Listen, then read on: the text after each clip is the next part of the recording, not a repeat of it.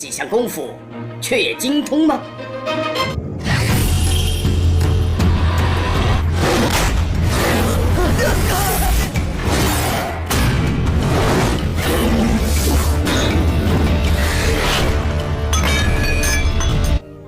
波罗星师兄，少林所言，少林寺的72绝学，他武功石高，但是他用的不是我们少林寺的武功。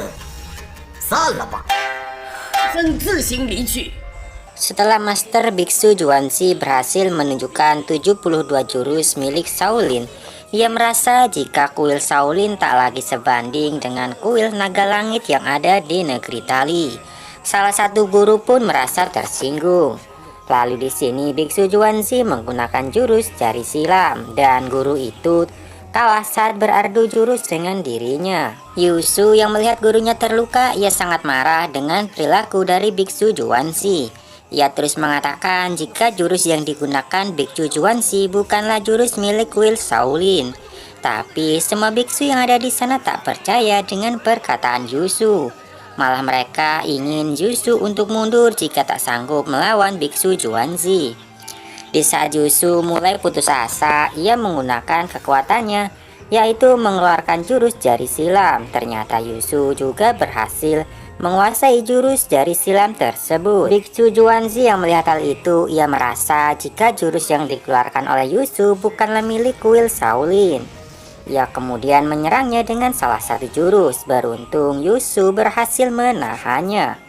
Setelah menerima serangan itu, Yusu ingin mengundurkan diri dari pertarungan. Ia khawatir jika jurus yang ia gunakan bukanlah milik kuil Shaolin akan terbongkar. Tapi guru Yuanji malah meminta Yusu untuk bertarung melawan Biksu Juanzi. Di sini Yusu tak punya pilihan lain selain melawannya. Semua biksu yang ada di sana meremehkan kekuatan Yusu.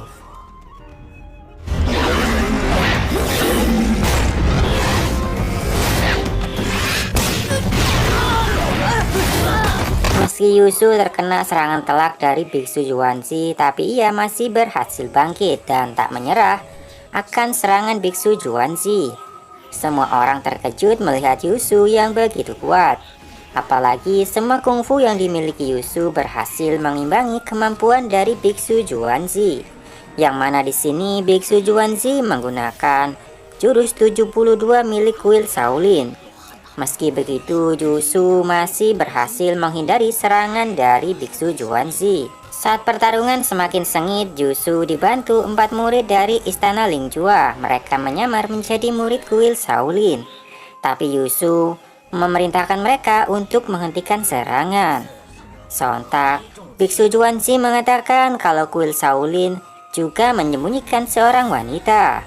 Ia menggunakan kemampuan tenaga dalam dan membuka penyamaran mereka, sehingga terjadi kegaduhan di sana. Melihat hal itu, Biksu Yuanji membubarkan acara pertemuan kali ini dan akan melakukan sidang terhadap Yusu. Di tempat lain, Murongfu bertemu salah satu anggota sekte pengemis yang mengatakan jika Tansi akan menantang Biksu Yuanji untuk memperebutkan kepemimpinan pesilat dataran tengah. Murongfu yang mendengar hal itu, mereka pun segera menuju kuil Shaolin. Sementara itu, Yusu tengah disidang oleh para guru karena ia telah melanggar ajaran Buddha dan juga kuil Shaolin. Yusu mengakui semua kesalahannya. Ia juga menceritakan kalau tak sengaja mempelajari jurus dari aliran sekte lain dan ingin meminta welas asih Buddha dan juga para gurunya untuk memberinya kesempatan bertobat. Melihat kesalahan ini begitu besar, Biksu Juanji tak bisa memutuskan seorang diri, sehingga ia meminta pendapat dari para guru yang lain. Para tetua yang lain hari ini melihat Yusu memiliki jasa besar yang mana ia menyelamatkan reputasi kuil Shaolin. Saat Yusu seorang diri berhasil menandingi kemampuan dari Biksu Juanzi. Tapi karena Yusu memiliki suatu kesalahan yang cukup besar, maka Biksu Juanzi mengumumkan agar besok semua master dari berbagai aliran berkumpul di aula Shaolin untuk memberi penjelasan tentang hari ini. Di tempat lain, Hyo Feng mendapat laporan dari salah satu prajurit jika Aci bersama dengan sekte pengemis dan sedang menuju kuil Shaolin. Ia pun segera memerintahkan pasukan untuk menuju kuil Shaolin guna menyelamatkan Azi. Keesokan harinya, Yusu mendapat persidangan dari para semua master yang hadir di kuil Shaolin.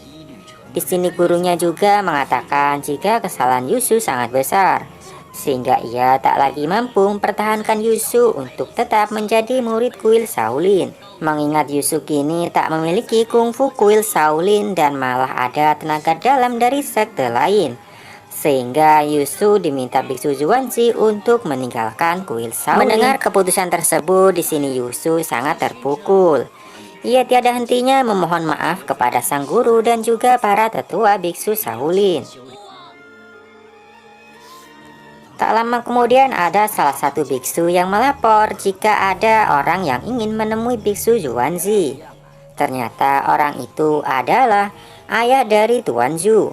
Di sini ia bertanya kepada biksu Juanzi tentang keberadaan Tuan Zhu. Biksu Juanzi mengatakan jika Tuan Zhu tengah jatuh cinta kepada seorang gadis, sehingga ia selalu mengikuti gadis itu kemanapun ia pergi. Tak lama kemudian, Yusu datang dan mengatakan jika ia sempat bertemu dengan Tuan Zhu. Kemudian Tuan Zhu pun datang dan menemui ayahnya. Ia terkejut saat melihat Yusu menggunakan pakaian kuil Shaolin. Melihat keberadaan Tuan Zhu, biksu Juanzi merasa jika Murongfu ada di sekitar sini. Pemimpin 4 penjahat besar mengatakan jika Murongfu tengah bertarung dengan Xingzhua. Lalu mereka semua bergegas untuk menuju tempat pertarungan tersebut.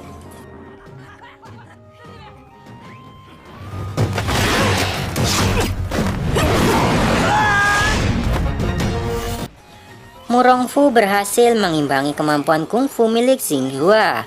Di sini, semua anggota dari keluarga Murongfu mengatakan jika Xingzhua percuma memiliki banyak murid tapi tak bisa kungfu.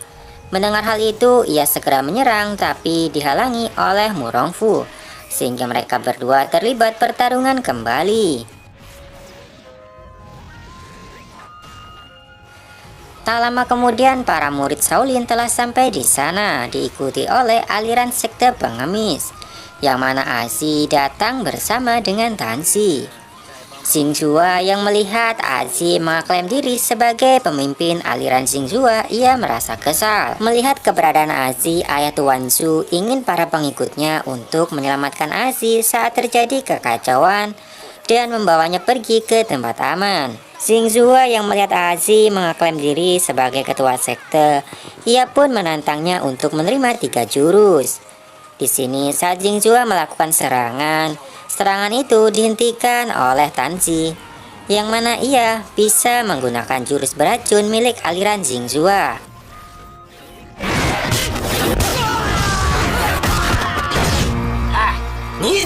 Anggota sekte pengemis tidak suka dengan perilaku Tanzi yang mengorbankan anggotanya untuk menyerang Xingzhua. Lalu Xingzhu menarik Azi dan menjadikannya sebagai sandera. Tanzi yang melihat hal itu, ia tak berdaya dan mematuhi semua perintah yang dikeluarkan oleh Xingzhua. Di sini Tanzi diminta untuk menyembah dan berguru kepadanya. Tanpa pikir panjang, Tanzi pun segera menyembah Xingzhua dan mengatakan jika ia bersedia menjadi muridnya. Tak cukup dengan hal itu, Xingzhua juga meminta agar Tanzi untuk menantang biksu Juanzi dan membunuhnya. Di sini Tanzi sempat menolak perintah itu. Tapi karena berada di bawah tekanan, Tanzi tak punya pilihan lain selain menuruti permintaan dari Xingzhua untuk bertarung melawan biksu Juanzi. Namun tantangan Tanzi malah jadi bahan tertawaan keluarga Murongfu, yang mengatakan jika ia tak sebanding dengan biksu Juanzi. Di sini biksu Juanzi tak punya pilihan lain selain menerima tantangan dari Tanzi. 既然执意要老衲出手，倘若咱们都是见证，少林派丝毫没有理亏之和打狗棒绝技，好让 Pertarungan pun dimulai, namun Tanzi malah menggunakan jurus dari aliran Xingzhua, bukan menggunakan jurus 18 telapak penakluk naga. Anggota sekte pengemis meminta Tanzi menggunakan jurus 18 telapak penakluk naga, bukan jurus dari aliran sekte lain. Tak lama kemudian Hiao Feng sampai di sana. Melihat kehadiran Xiaofeng, Tanzi sangat takut jika penyamarannya akan ketahuan. Di sini Xiaofeng disambut dengan hangat oleh anggota sekte pengemis. Lalu ia menyerang Xingzua yang mengatakan jika jurus 18 telapak penakluk naga tak sebanding dengan jurus milik alirannya. Xingzua di sini berhasil menahan serangannya dengan menggunakan Azi.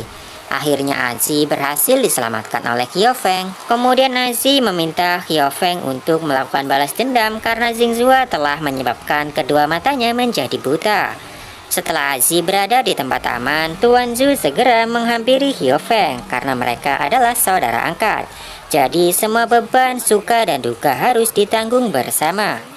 Di sini, semua anggota sekte ingin sekali membunuh Xiaofeng.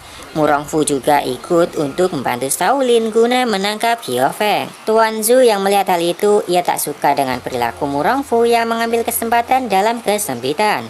Yang mana saat ia difitnah, Xiaofeng selalu membantunya.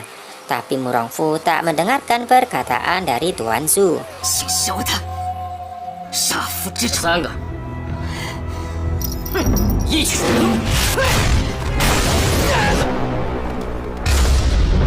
Dalam pertarungan kali ini, topeng milik Tanzi terbuka, sehingga para pendekar melihat wajah Tanzi yang begitu aneh. Kemudian, Xiaofeng dan Tuan Zhu meminum arak untuk berbagi penderitaan bersama. Tak berselang lama, Azu juga datang dan memberi hormat kepada Xiaofeng. Sehingga mereka bertiga meminum arak bersama dan berbagi penderitaan dan juga kebahagiaan. Setelah selesai minum arak, Yusu ingin agar Xingzua menjadi lawannya. Ia pun segera maju menyerang Xingzua dan membawanya pergi dari arena pertarungan tersebut.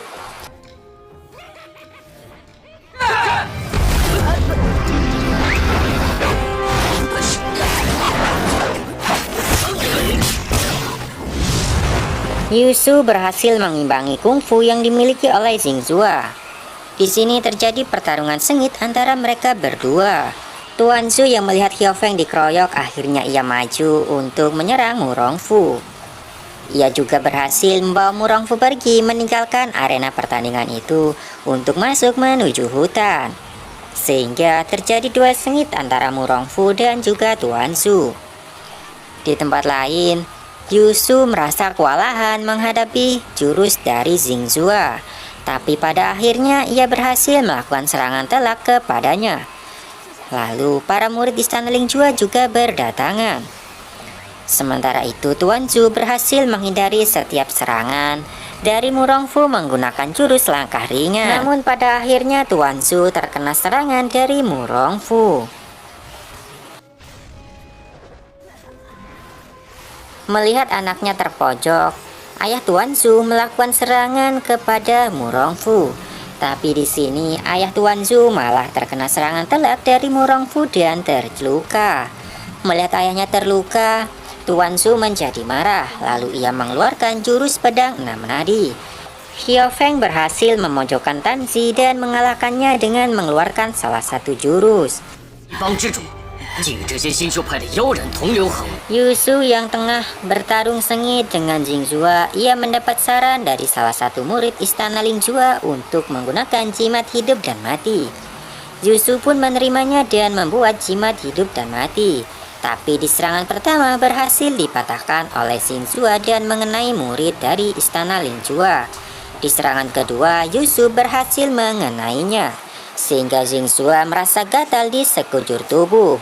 Ia pun segera meminta obat penawar kepada Xingzua karena telah melukai murid Istana Lingjua. Xingzua yang tak punya pilihan, ia pun memberikan obat penawar tersebut. Murongfu dan Tuan Zhu masih terlibat pertarungan sengit satu sama lain. Di sini Tuan Zhu yang menggunakan pedang 6 nadi berhasil dipatahkan serangannya oleh Murongfu. Saat ia dalam kondisi terdesak, Xiaofeng datang untuk membantunya. Lalu Tuan Zhu kembali menggunakan pedang 6 nadi dengan intensif yang lebih tinggi. Akibat hal itu, Murongfu pun menjadi terpojok karena serangan Tuan Zhu tiada henti menggunakan pedang 6 nadi.